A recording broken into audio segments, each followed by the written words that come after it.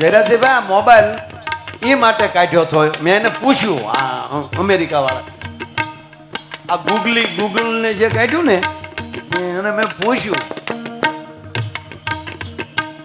મેં કીધું તમે આ ડખો ક્યાંથી લાવ્યા? મને કે ભાઈ એવું નથી, અમારે એ માટે લાવ્યા કે માણસ દૂર દૂર રહેતા હોય તો એની નજીકતા આનથી થઈ શકે. આ હાટું હતું. એને બદલે આખે આખો માણસ મોબાઈલમાં ખૂટી ગયો, આમ જ કરતો હોય. ઘડીક બંધ રાખ્યું પર મોબાઈલમાં તબલા નહીં હાથા, આમ જ કરતો.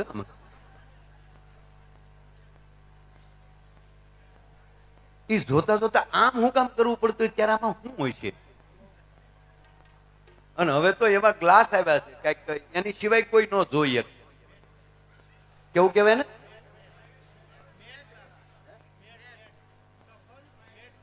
તફાન મેડ ગ્લાસ. મને અંગ્રેજી બહુ આવડે પણ હું બોલું નહીં. હા છે મારા, હું આખો પ્રોગ્રામ અંગ્રેજીમાં કરી શકું પણ ન કરું. બોલો હું કામ? હું અહીંથી અંગ્રેજી પ્રોગ્રામ કરું, તમે ન સમજીએ કોઈ મારો ધંધો હું કામ કરવો છું? કારણ કે મારું અંગ્રેજી બહુ હાર્ડ છે યાર. ખરેખર અમેરિકા જાવનું અને ત્યાં ઉતરું, ત્યાં ઇમિગ્રેશન વાળા હામાં બેઠા હોય, એ મારું અંગ્રેજી નથી સમજી શકતા. પછી તો પૂરું થઈ ગયું ને, આનાથી તો વધારે અંગ્રેજી હાર્ડ હોય જ નહીં. હમણાં એક ભાઈ મને પૂછ્યું, મને કે માયાભાઈ તમને અંગ્રેજી આવડે? મેં કીધું કેમ? મને કે શીખવું જોઈએ. મેં કીધું એકેય ભાષા ગુજરાતીની બહાર નથી. ગુજરાતી ને સંસ્કૃત એ બધી ભાષાની માં છે. હું ખોટી તાળીઓ નથી પડાવતો, હાવ હાસું કહું. હવે દાખલા તરીકે તમે અંગ્રેજીમાં બોલો કે કમ હિયર, કમ હિયર, તો ક તો કલમ નો કે બીજો એક કે? અંગ્રેજીમાં ક આવે છે, એમાં કે આવે ટાઈપ, એમાં ક નથી આવતો. ક મ મરસાનો જ કે બીજો કઈ? ઈ એટલે હળનો જ તે કે બીજો કઈ?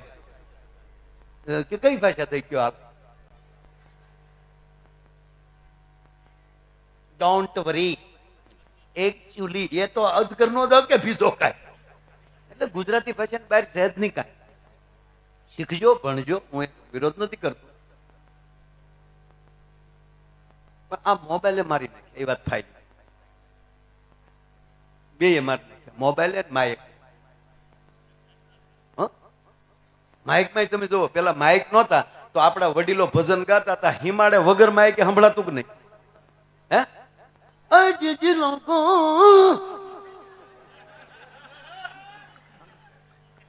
नेवा तारा नमिया है भेजू गलवा ए जिला गियू रे मेवारी जाऊ હિમાડે સંભળાતું.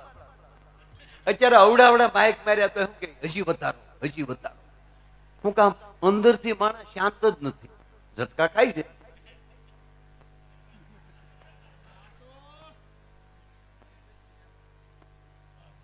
આ ખરેખર મોબાઈલમાં તમે જો, તમે કોઈ પણ જો આમ જ કરતા હશે. અને બીજું, મારી માવું છોકરા તોફાન કરે, મારી માવું મોબાઈલ જ પકડાય. રમાડવાનો ટાઈમ નથી. એ તમને અત્યારે નહીં સમજાય. એ તમે ગઢિયો થાવ ને તે દી તમારા ડોહા તમને વૃદ્ધાશ્રમ પકડાવી દે.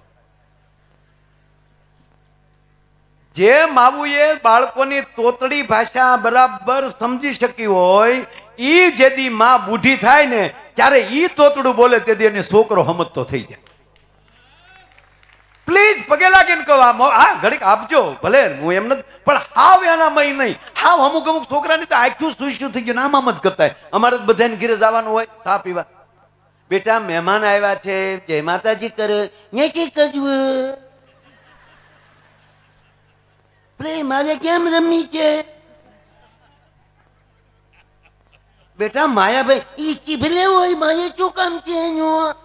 આ મેં મારી હગે આંખે જોયું, આ કાને સાંભળ્યું, ત્યારે મને એમ થાય કે આ પૈણ્યા જ ન હોત તો હું આના બાપનું જાતો હતું. આ લેવા દેવા વગરનો નવો પ્રોગ્રામ એ હું કામ લાઈવ નહીં, પ્લીઝ એની સાથે માં બની જાજો. મેં પેલા તો આ છે હકીકત કહું બાપ, આ 8 મહિના મેં કીધા ઈ તમારું બાળક મોબાઈલ માગે તો માયો આયર ગાવાનું બંધ કરી દે, પછી તમે જેને પકડાવો તો મને ખબર નહીં. અને ભૂલથી તમારે ઈ 8 મહિનાનું થઈ જાય અને ભૂલથી તમારા મંદિરિયામાં ઝાલર ખાલી વગાડજો અને ઘોડિયામાં હેઠું ઉતરી ગોઠણિયા ભરીને જો મંદિરિયામાં ન આવે તો માયો આયર ગાવાનું બંધ કરી દે સાહેબ. આ જરૂરી છે. પણ આ મોબાઈલ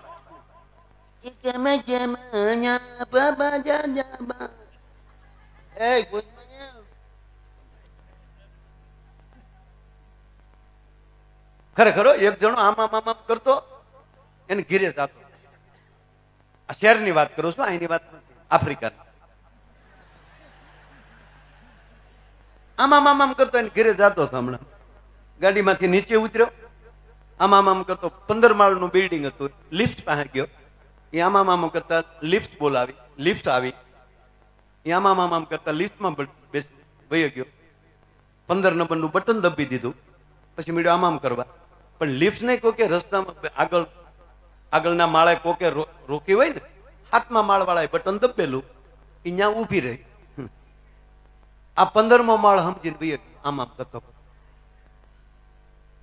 જે 1545 નામનો ફ્લેટ જે ખૂણાનો આવતો હતો, આ 745 બેલ મારી. 745 નો ડોરવેલ દબાયો. આમ કરતા ટિંગ ટિંગ. અંદરથી બેન આમ જ કરતા આવ્યા ને દરવાજો ખોલ્યો. આમ કરતા વૈયા ગયા. ઓલો આમ કરતા સોફે બેસી ગયો. ઓલા બેન આમ કરતા રસોડામાં ગયા. એને આમ કરતા પાણી ભર્યું. એ આમ કરતા પાણીનો ગ્લાસ આપ્યો. ઓલે આમ કરતા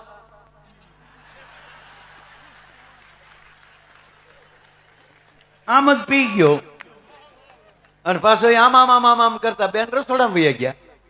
પછી બેન રહોડામાં આમ, ભાઈ સોફે બેઠા બેઠા આમ.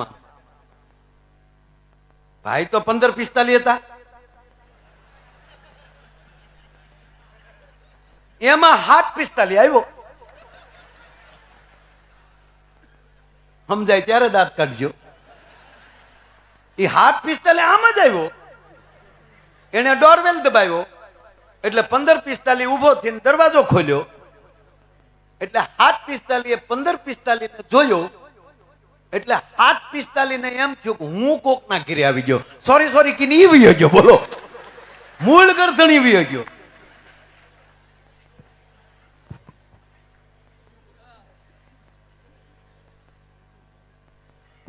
બેન ને એમ થયું કોણ મહેમાન આવીને વૈયા ગયા. એ રસોડામાં બહાર આવ્યા ત્યારે એને કીધું આવો ભાઈ આવો, કયું ગામ તમારું? મહેમાન કોણ હતું? ત્યારે ઓલે કીધું બેન માફ કરજો, હું મોબાઈલમાં બેસી ગયો. એ કોણ આવીને વયું ગયું હરામ બરોબર મને ખબર હોય તો. મારો કહેવાનો સૂર છે, તમારી વ્યવસ્થાને જે બગાડી દે, તમારા જીવનને જે, આનાથી બીજું વ્યસન ક્યું હોઈ શકે ખરાબ?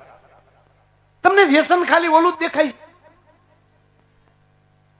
આ મોટું વ્યસન છે. ઓલામાં તમારી તબિયત બગડશે, કદાચ ડોક્ટર તમારી કિડની ટ્રાન્સફર, લીવર ટ્રાન્સફર કરી શકશે, પણ વિચારોને ટ્રાન્સફર બીજું કોઈ નહીં કરી શકે તમારા ધર્મશાસ્ત્ર સિવાય અને તમારી જનેતા સિવાય. આ દેવી ભાગવતના મંડપમાં બેઠા છે ત્યારે કહી છે કે માનું કેટલું મહત્વ છે એ દેવી ભાગવતમાં વાંચી લેજો. જ્યારે જ્યારે ભારત વર્ષનો કોઈ પણ પુરુષ ધર્મ જ્યારે નબળો પીડ્યો છે ત્યારે માં ઊભી થઈ છે. 9 દિવસ જગદંબા આ શક્તિની આરાધના છે. એટલે કહું છું ભાગવત, દેવી ભાગવત. એક નવલા નોરતામાં મારી માં ઉઘાડા માથે કોઈ દી ગરબે રમવા ન જતી. નવરાત્રીમાં ઉઘાડા માથે ગરબે રમવા ન જતા. અને સ્ટેજ ઉપર એ ગરબા સિવાય જ્યાં ગવાતું હોય એમાં 9 દી ન જતા. આડા દિવસે સારો પ્રસંગ હોય ત્યારે રાસ ગરબા કરો, પણ નવલા નોરતા એટલે આ દેવી ભાગવતમાં જોજો, એ 9 દી સેના છે પ્રસંગ. કે શુંભ નિશુંભ, મહિષાસુર, ચંડ મુંડ, આ રાક્ષસો એવડા મોટા થયા. આ બધાને વરદાન મહાદેવે આપેલા. વરદાન લઈ મહાદેવ પાસે લઈને ઓલા દેવતાઓને મારે. ઇન્દ્ર એ માર બહુ ખાતા બાપુ. અમર ને પાછો અમર, મરે તો નહીં પણ હોજા તો ચડે કે નહીં? દેવતાઓ ઉપર જ્યારે રાક્ષસો પ્રહાર કરે ત્યારે આવે કૈલાસ. અને ત્રીજી વાત કહું કે આ બ્રહ્મા વિષ્ણુ ને મહેશ થી આ દુનિયામાં મોટો કોઈ દેવ નથી. મહાદેવ થી તો કોઈ નહીં. અને એમાંય આ જેના કુળમાં ખોડિયાર પૂંજાય છે, જેના કુળમાં ઉમા પૂંજાય છે, ઉમિયા પૂંજાય છે, જેના કુળમાં ભવાની પૂંજાય છે, આ બધાય નામ પાર્વતીજીના છે. પક્ષપાત નથી કરતો પણ મને એમાં ઉમા બહુ ગમે. ઉમા શબ્દ શું કામ? મહાદેવને નામ લેવું હોય ને ત્યારે ઉમા કહેતા. આપણે જોજો આપણે હોઈએ હવે જયરાજભાઈ એવું નથી. હવે તો નામ લે છે બધા. પેલા વડીલોને પૂછો, નામ ન લેતા. માતાઓને પૂછો તમારા ઈ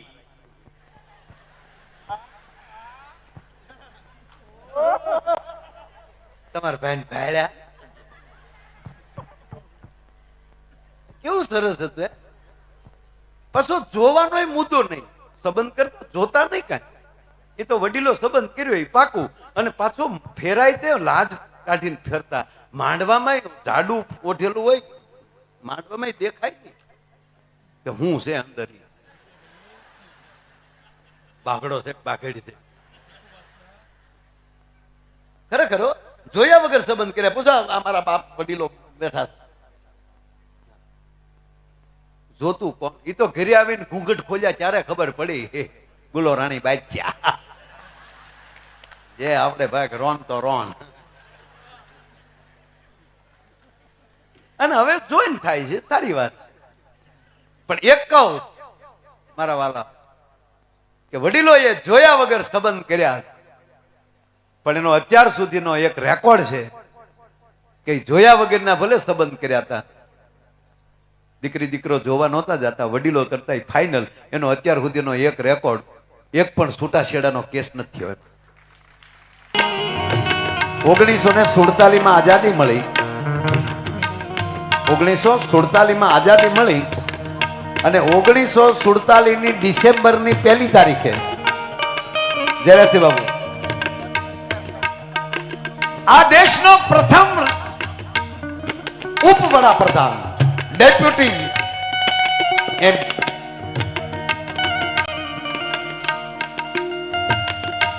નાયબ વડાપ્રધાન પ્રથમ અને પ્રથમ કેન્દ્રીય ગૃહમંત્રી સરદાર વલ્લભભાઈ પટેલ 1 ડિસેમ્બરે સોમનાથની યાત્રા કરી.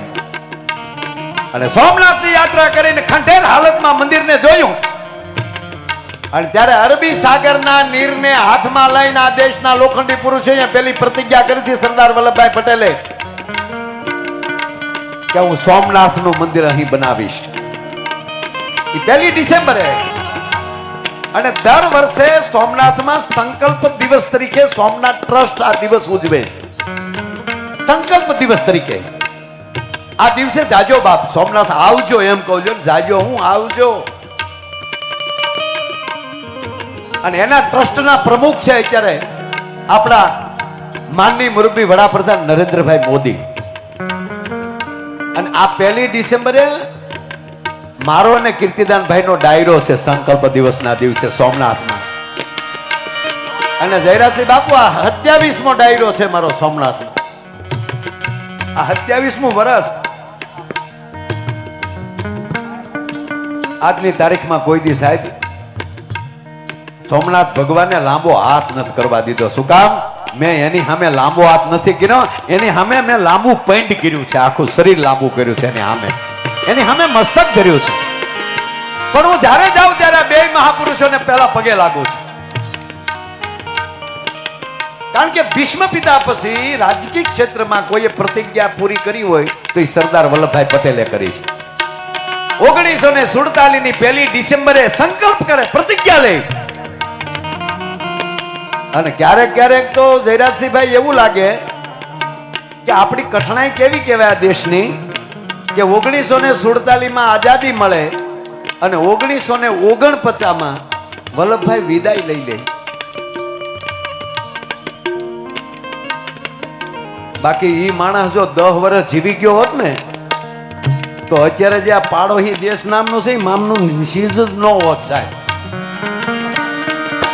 અત્યારે ભોગવવું પડે, ન ભોગવવું પડતું, સત્ય કહું છું સાહેબ. આવો વીરવર પુરુષ અને એવા જ હમીરજી ગોહિલનો ત્યાં પાળ્યો સાહેબ. મને કોઈ પૂછેલું કે હમીરજી બાપુનો પાળ્યો ત્યાં સોમનાથ પાસે શું કામ છે? એટલે બીજા એને રોકતા થાક, બાપુ હજી ગઈકાલે તમારા લગ્ન થયા છે. ત્યારે હમીરજીને એટલું થયું કે આ યુદ્ધના ઓલામાં વયો જાવ અને જો બુદ્ધિ કામ મળે કરવા અને પાછું મન છે એ પાછું ન્યા વયું જાય એની કરતા ભગવાન શિવને જ પેલા મસ્તક ધરી દઉં સાહેબ. એના હાથે મસ્તક ધરીને ધડ હાલતું થયું તું તેથી અને 4 વાર વેરાવળ સુધી આટા માર્યા ધડે.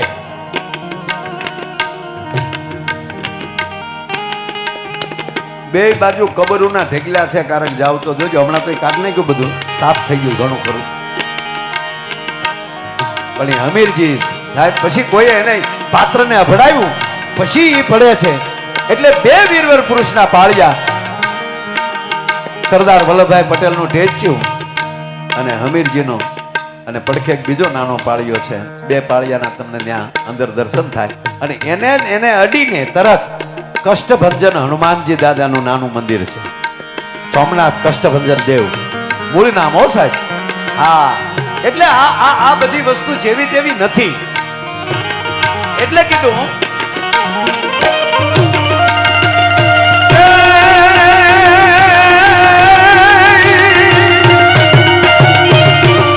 લાલ કંકુ કે રાતાણ જોરે ભાલ કેસર તિલકના.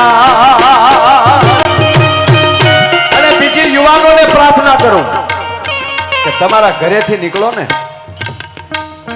તો તમારું કપાળ તિલક વગર ન હોવું જોઈએ. તિલક નો ટપકું, ઝીણું એવું કરીને ખાલી દેખાડવા પૂરતું નહીં. તિલક